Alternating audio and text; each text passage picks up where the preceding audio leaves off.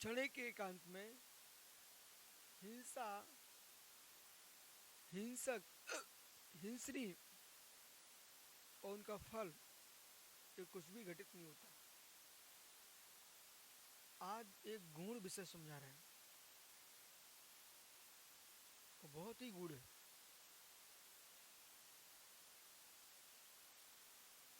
समय सार जी को कितने गहरे में समझने की आवश्यकता है। उथला उथला अध्यात्म बोल करके संस्कृति का नाश कर दोगे। अध्यात्म को बोलने के लिए सिद्धांत न्याय का गहरा ज्ञान अनिवार्य है। प्रत्येक वस्तु का परिणमन सहज है, इस पर आपको अनेकांत दृष्टि रखना चाहिए।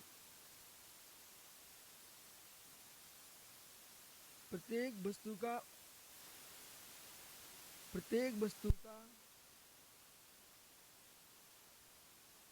विनाश सहज है। तो प्रत्येक वस्तु का विनाश सहज है, नाश को सहज कह देना ये अनर्थ हो जाए।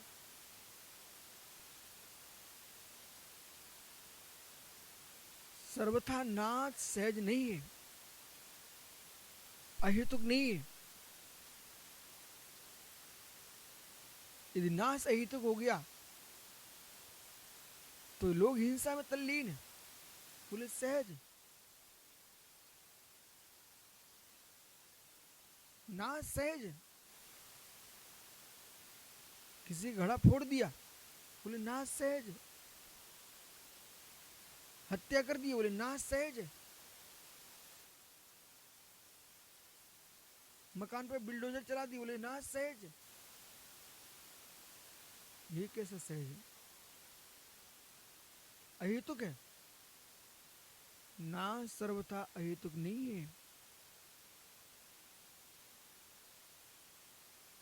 पर्याय का परिणमन चल रहा है, ऋषुतने का परिणमन चल रहा है, इसे जानो। आयु प्रमाण काल तक जीव रहेगा स्थूल ऋषुतने से। किसी ने जहर खिला दिया तो अहेतुक है क्या? फांसी लगा लिए अहेतुक है क्या? रेल की पटरी के नीचे गिर गया अहेतुक है क्या? इसलिए सर्वथा नाश को सहज मत कीजिए, बोलिए।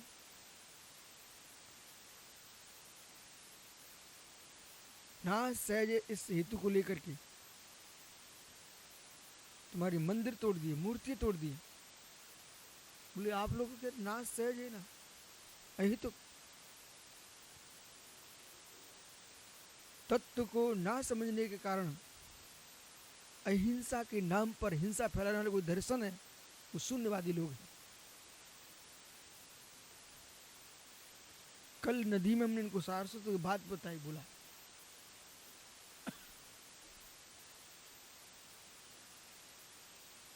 क्या बोले थे?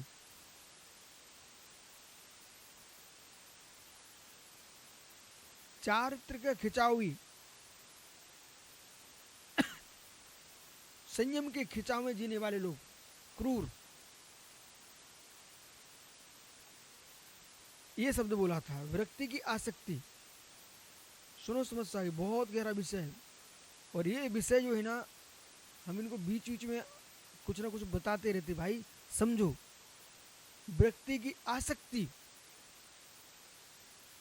धर्म का नाश कर देती है, धर्मात्माओं को जीने नहीं देती।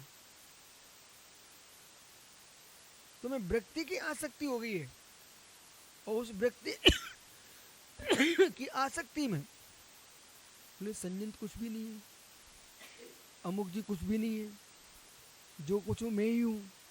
विरक्ति की आसक्ति, पर तुम्हें ये भूल चुके हो, ये द्वेष खड़ा हो रहा है आपके अंदर।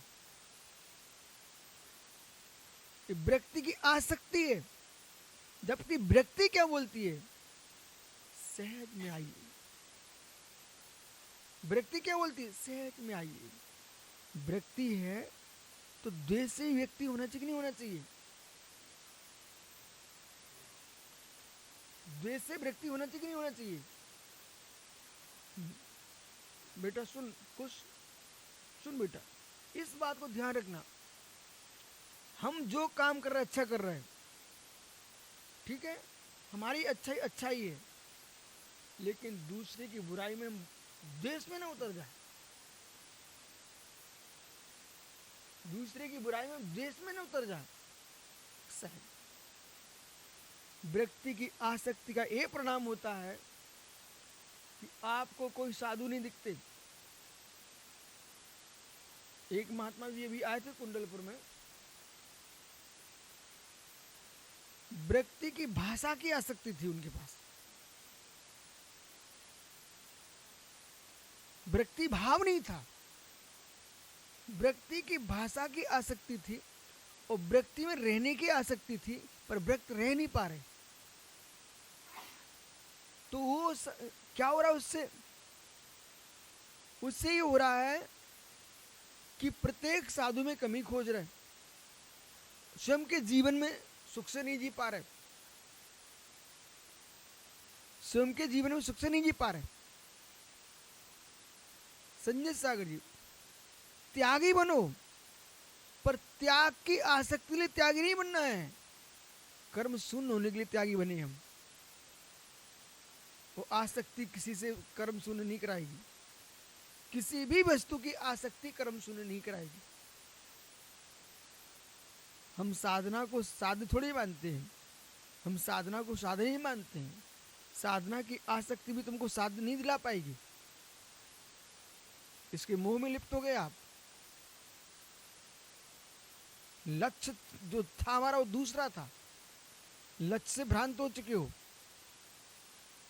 लक्ष्य से भ्रांत हो चुके हो।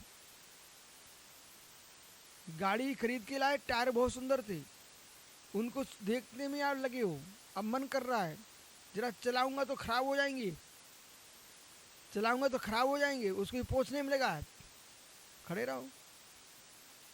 तो तुम काम कर रहे थे, बो गया, दरिद्रता तुम्हारे घर में कैसे आएगी? अब जिसके लिए खरीद वो काम कर नहीं रहे हो, जो समय पैसे कमाने का होता है तो तुम उस टायर की सफाई में लगे हो। बर्बादी, बर्बादी। किसी व्यक्ति का नाश करना हो ना बेटा, बौद्धिक, उसके पास जाके बैठना शुरू कर दो, उसको बतियाने की आदत डाल दो, और उसको चैन नहीं पड़ेगा। जब कुछ आएगा थोड़ा बात करूंगा, कुछ आएगा थोड़ी बात, इंतजार ही करेगा तुम्हारी। मतलब उस काल में जो विद्यार्थी अध्ययन करता था, उस काल में व्यापारी अपना व्यापार करता, साधु अपनी साधना करता, अब मतलब तुमको घाटा लगना प्रारंभ हो चुका है, तुम दरिद्री हो जाओगे। 18 प्रकार के हमने विष्णु की व्याख्या लिखी है सत्यार्थ बोध में, ठीक है। यह है बात विषण, और ऐसा बात व्यसन होता है आदमी को बिल्कुल चैन नहीं पड़ता, उसको पेट पर आता है, बोल नहीं लेगा तब तक बात विषण।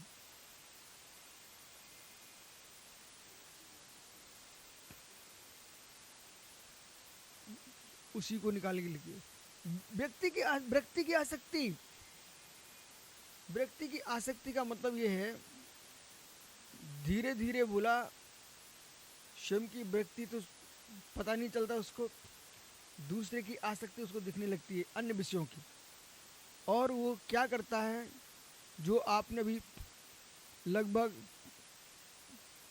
50 शतक से 5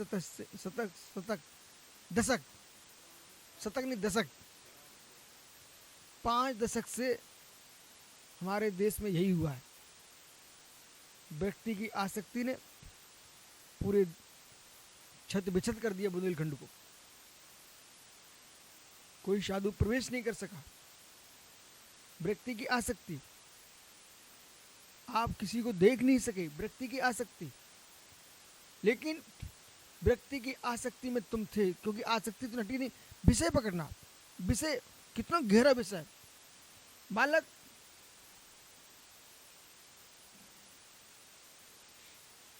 ये तुमको अच्छा लग रहा है, ये भी अच्छा लग रहा है, ये नीचे बड़ा अच्छा नहीं लग रहा, ठीक है ना।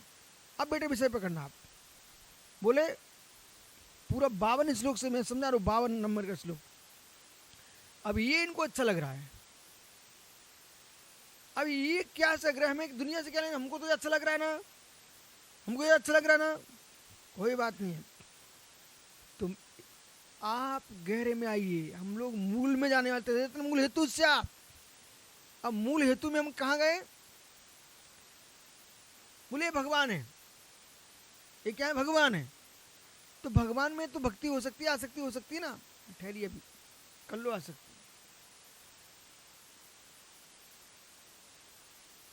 ये हमको पसंद नहीं आती, ये पसंद आ रहे हैं, इनमें आसक्ति बढ़ चुकी है।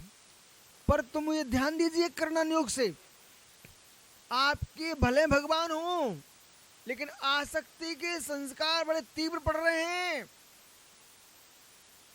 इधर। ये तुमको अच्छा नहीं लग रहा है, भले वो बिष्टा हो, तुम्हारे अंदर द्वेष के संस्कार तीव्र पड़ रहे हैं, आप टेंशन मत लेना। एक दिन ऐसा आएगा ये वस्तु हट जाएगी। पर आसक्त जो संस्कार द्वेष के और राग के, वे दूसरी जगह काम में आएंगे और फिर तुम्हारी समाधि बिगाड़ेंगे।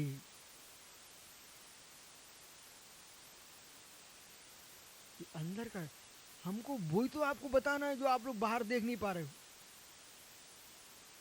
अंतर समझ आया? ठीक। अब कैसे दूसरे काम में आएंगे? वो हट गया, वो हट गया। अब ये पड़ी थी इलायचियां, आप समझो ये संग इतना बड़ा है इसलिए आप यहां मौन रह लेते हो। ये तुम्हें शक्ति दे रहा तुमको मौन रखने की। आप अकेले बिहार करो, फिर आपको पता चला कि कितने मौन रह लोगे। विषय पकड़ो, विषय। ये संग तुमको शक्ति दे रहा था, समझो मैं जो कह रहा हूं, मैं बड़े इतने अंदर घुस चुका हूं अंदर। आप सुब्रसार देखने इधर हजारों की भीड़ पर तुम मौन रह लोगे, एक आदमी के साथ रहोगे तो मौन नहीं रह पाओगे।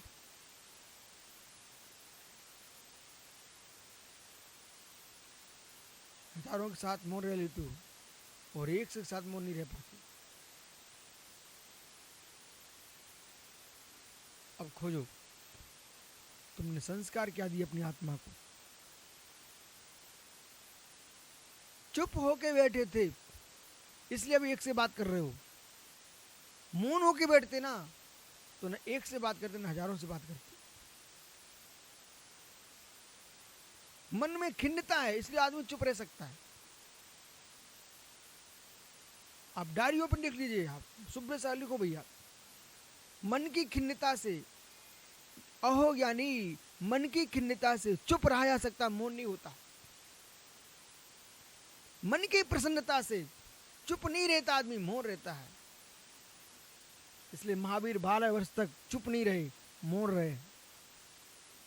और पशु मौन नहीं होते, चुप होते हैं।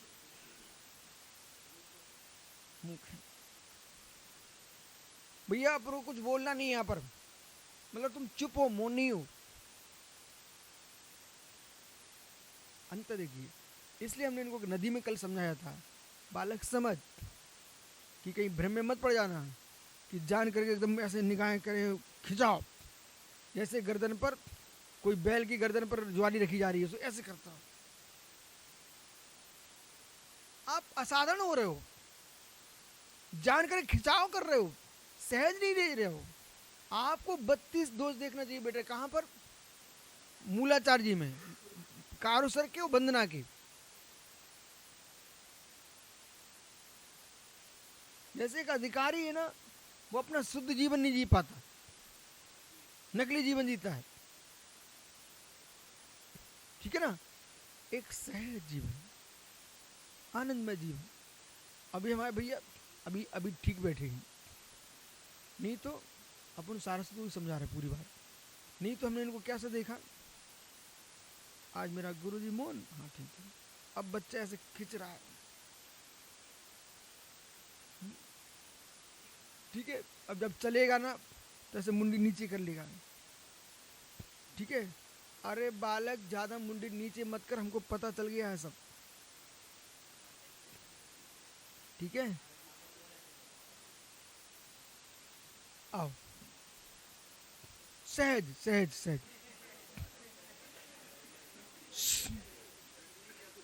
विरक्ति की आसक्ति, शब्द समझ में आ रहा ना। अब इन्होंने क्या किया है, विरक्ति की आसक्ति। इसका मतलब बेमर्यादा नहीं जीना, सब प्रकार की बातें सिखानी चाहिए। हम तो आपको एक एक बात सिखा रहे हैं, बाकी आपका जीवन आप देख लो। अहेतुक नाशस्य, इनने जो शब्द का प्रयोग किया, नाश जो है ना अहेतुक, हिंसा हेतु हिंसका, पढ़ा है नहीं अभी। अहेतुकत्व नाशस्य हिंसा हेतु हिंसिका चिसंति नाशस्य मोक्षो नाष्टांग हेतु कहा।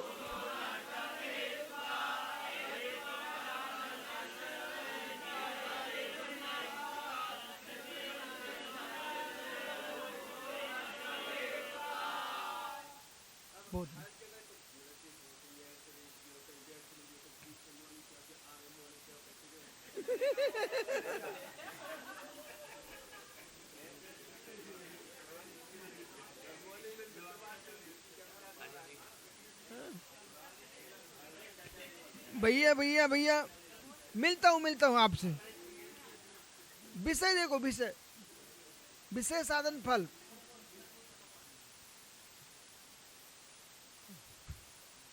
अहेतुक नाशस्य। अब देखो भाई, समझो, सुब्रत सागरिक एक बहुत गहरा काम आप कर रहे हो, चल रहा, मतलब आप मीमांसा लोगों की दृष्टि में आ रही है।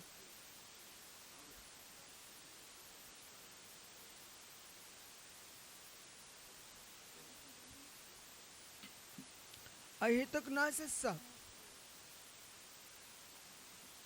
मतलब समंतरुद्ध स्वामी ने कितना गहरा सोचा और कितना गहरा लिखा, और विपरीतता को सोचने वाला भी आपको विषय देता है।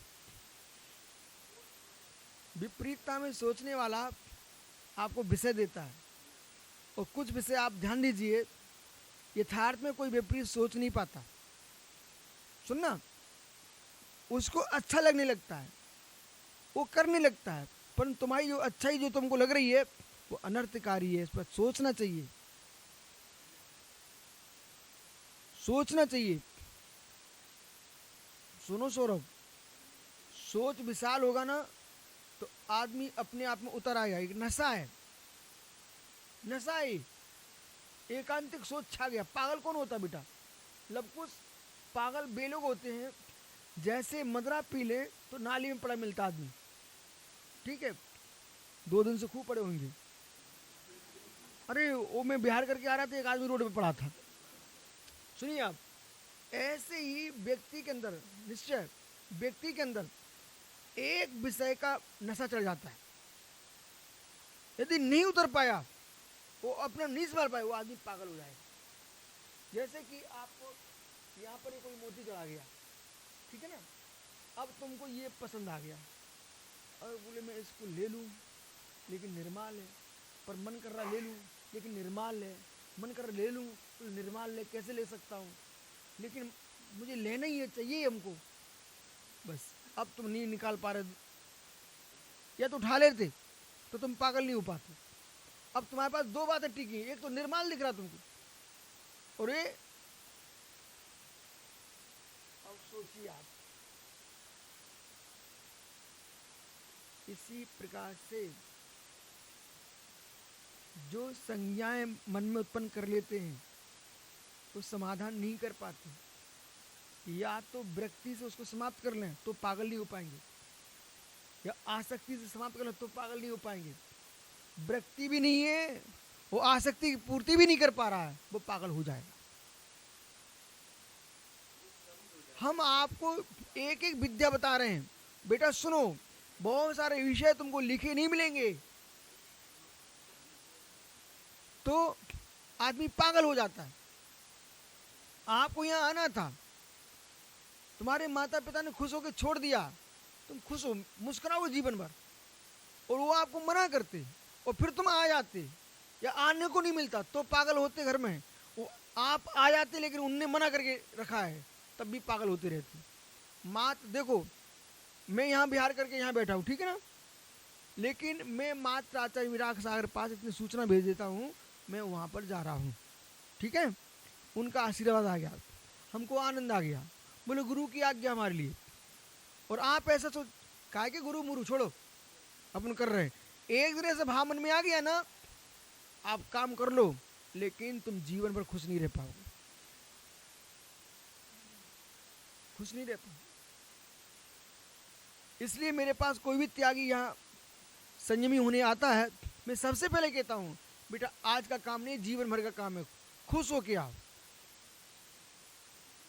रोना धोना यहाँ नहीं चलता कि कोई हाथ पकड़े पैर पकड़े, कुछ नहीं, खुश करके आओ, खुश होके आओ, और खुश होकर रहो, खुश होकर रहने दो।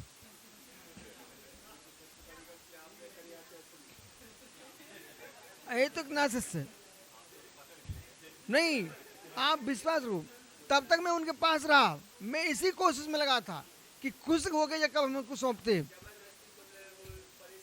आइए,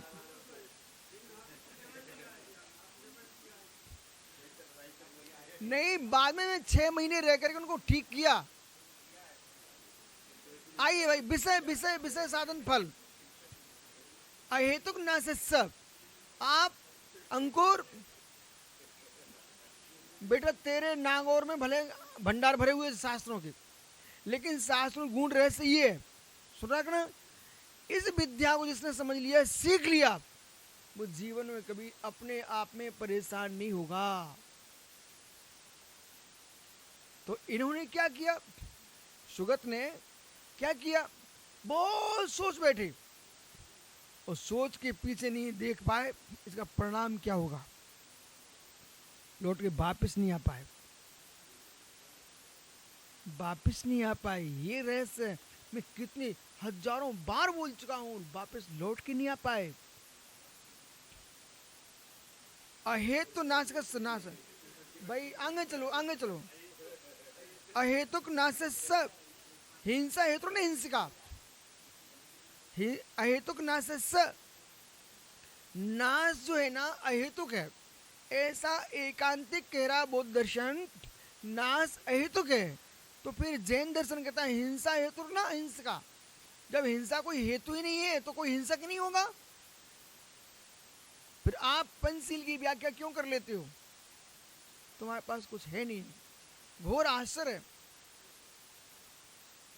बालकों, भीड़ को देख करके बेटा कभी प्रभावित मत हो जाना।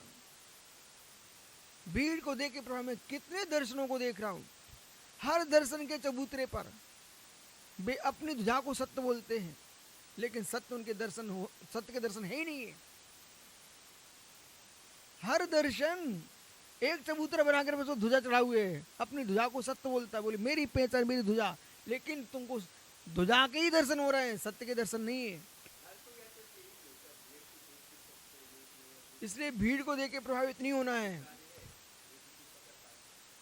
अहित न चित संति नासस्य, चित संति नासस्य, सुनता हूं चित संति नासस्य। फिर देखो चित्त की संति का नाश होना वो भी अहेतुक हो गया। फिर आपके यहाँ मोक्षो नाष्टांग हेतु का, आपने मोक्ष के 8 अंग माने हैं। जब नाश अहेतुक है तो फिर मोक्ष के 8 अंग कैसे, बोलिए।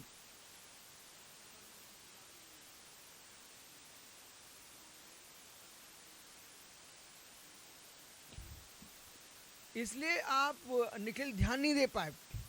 हमने शुरू में ही बोला, बीच में दूसरे विषय खड़े कर दिए लोगों ने।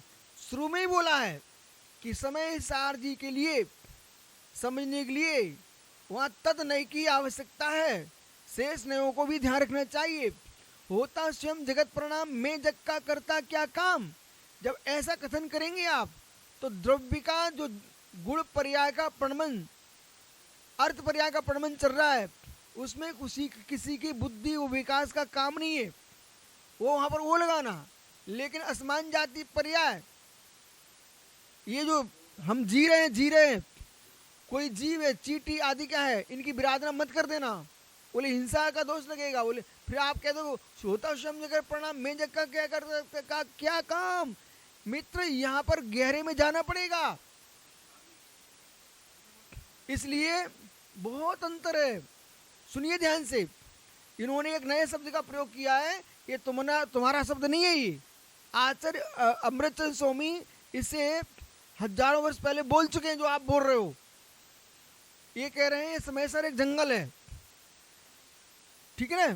तो आचार्य पूज्यपाद स्वामी अमृतचंद स्वामी क्या कह रहे हैं, अत्यंत विपिन गहने, अत्यंत विपिन गहने, विपिन अभी तुमने जंगल पढ़ रहे हैं नाम माला में, विपिन जंगल है, क्योंकि नए इतना जंगल है, और समय सारे हैं क्या नए, निश्चय व्यवहार विपिन है बहुत बड़ा, निखिल होता स्वयं जगत प्रणाम, मैं जग का करता क्या काम, ठीक है ना। ये एकांतिक नहीं है, इसमें आपको परमार्थ दृष्टि बोल देना चाहिए,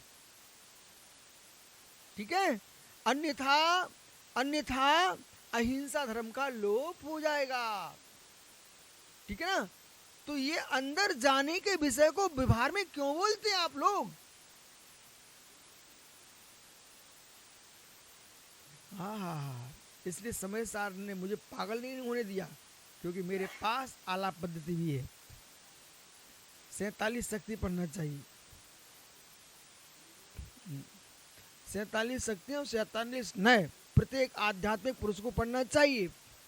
अब सुब्रत सागर जल्दी मंगाओ आप 47 नए, 47 शक्ति, और बोले 47 शक्तियों 47 नए। ये जिन्होंने समझ लिए ना आनंद में चले जाएंगे। यो हिंसा हिंसुर निमित्तम नासु हिंसका, जो हिंसा के हेतु निमित्त ना हिंसका, हिंसक नहीं है। क्यों, प्राण वियोज का कुतो हेतु अहेतु, प्राण वियोग कैसे हेतु, फल बानस अस्य, तो जो हिंसा कारण वह हिंसक नहीं है, कैसे, विनाश के बिना कारण होने से, स्वभाव से होने के कारण। यदेव प्राणो मरणम निमित्तम यश्च, जो प्राणियों के मरण के निमित्त हो, मोक्ष से अपगवता, यदि प्राणियों का जो मरण के निमित्त का, मरण का जो कारण था मोक्ष के, उनके द्वारा माना गया है। मोक्ष तो आप मानते हो कारण से,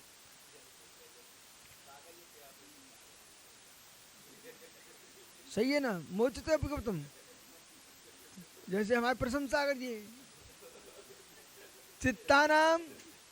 चित्तानाम रूप। ओ भाई, आपने मोक्ष के हेतु माने हैं, इधर आप कह रहे हैं हिंसा के हेतु नहीं बनते। चित्तानाम रूप गिनिए, विज्ञान क्षणानाम रूप, संततिर रूप विज्ञान से संति, निरंतरम तस् नासम छया प्रदीपा निर्वाण रूपम। आप लोग कहते हो कि प्रदीप का क्षय बुझने के समान स्वतः हो जाता है निर्वाण, चित्त के रूप जानने के कारण संतति निरंतर उसका क्षय प्रदीप के समान होता रहता है।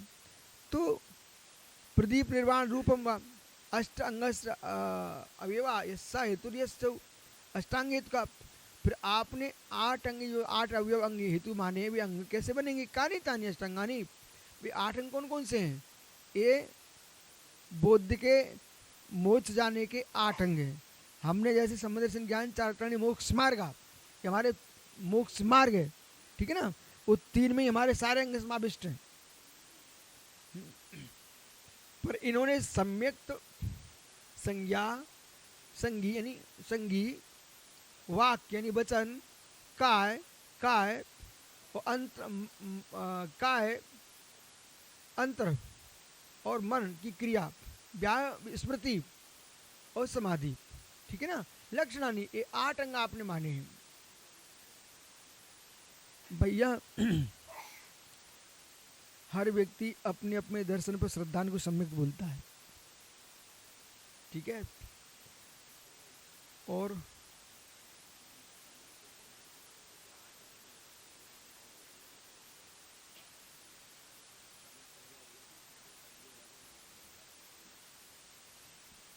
ठीक है, ये 8 हो गए। अब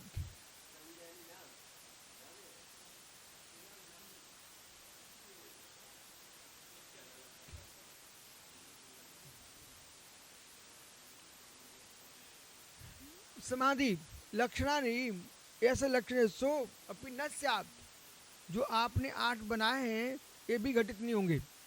कुतः सुता एव, क्यों? सुता हेतु मंत्र अपगमत्वात्, हेतु के बिना ही जो प्राप्त होता है मोक्ष, तो फिर अष्टांग कैसे?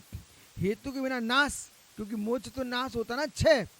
जैसे दीपक का बुझना आप मोक्ष मानते हो, ऐसे कर्मों का बुझना मोक्ष है, तो वो नासी शब्द को प्राप्त होता है। तो अहेतुक हो गया, कारण के बिना हो गया, तो फिर 8 अंग कैसे बनेंगे आपके? आपको चिंतन करना चाहिए।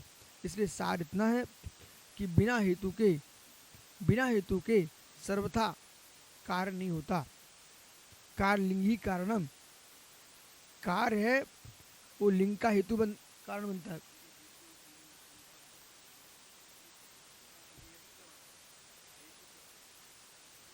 उनका ये कहना है, विषय क्या चल रहा है आप लोग सुनो पहले। नाश नाश नाश, कोई भी वस्तु का नाश है वो बिना अपने स्वतः हो रहा है। अहेतुक, अहेतुक यानी स्वतः, अहेतुक यानी स्वतः स्वयं, अकारण, अकारण कार्य, ठीक है ना। इसी को महेश्वरवादी कहते हैं अनुपाय सिद्ध। नमो